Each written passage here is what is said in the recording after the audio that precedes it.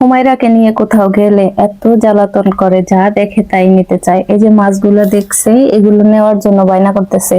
আসসালামু আলাইকুম, সবাই কেমন আছেন? আশা করছি যে যেখানে আছেন ভালো আছেন, সুস্থ আছেন। আল্লাহর অশেষ রহমতে আমরাও ভালো আছি। তো রমজান মাস তো প্রায় শেষের দিকেই, আর বেশি দিন বাকি নাই। তো বাচ্চাদের জন্য ঈদের কেনাকাটা করতে মার্কেটে চলে আসলাম। আজকে শুধু হুমায়রার জন্য কেনাকাটা করতে আসছি।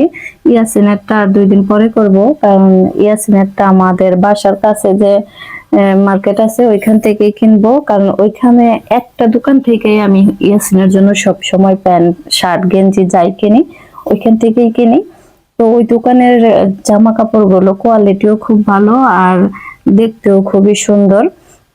তো ওই দোকান ছাড়া আমার অন্য দোকানের কোনো ড্রেসই ইয়াসিনের জন্য একদমই ভালো লাগে না, যার কারণে ওরে আর আজকে নিয়ে আসি নাই। আর তাছাড়া ও দূরে কোথাও আসলে যাইতেও চায় না।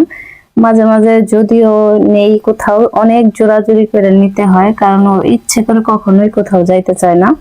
আমি যদি কোথাও যাই, ও ওর বাবার কাছে থাকে। আমি আর হুমায়রা যাই ঘুরে আসি, শুধু একমাত্র ওর নানীদের বাড়ি ছাড়া আর কোথাওই যায় না।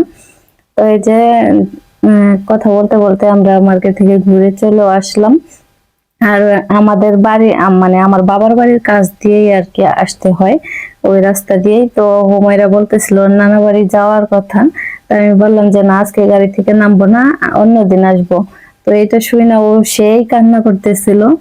তারপরে বাসায় এসে পড়ছি, যে রাস্তায় দাঁড়ায় রয়েছি, গাড়ি থেকে নাইমা ইয়াসিন কোলে নেয় না, এই কারণে হুমায়রা কাঁদতেছিল। পরে আবার এইদিকে যে আমাদের বাসার কাছে আর কি টেইলার্স এর দোকানে আসছি হুমায়রার জন্য একটা জামা বানাইতে দেওয়ার জন্য।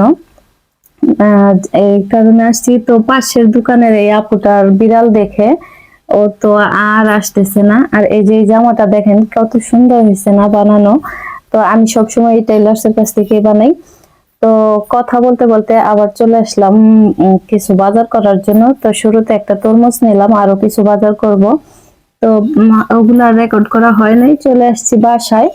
আর বাসায় আসার পরে যে দেখেন তরমুজটা কত সুন্দর, আর তরমুজটা অনেক মিষ্টিও ছিল। আর কিছু বাজার করছি, ওই কাগজটাতে ছিল হচ্ছে কিছু পেঁয়াজও। হুমায়রা পেঁয়াজও অনেক বেশি পছন্দ করে, যার কারণে কিছুটা পেঁয়াজও কিনে নিয়ে আসছি।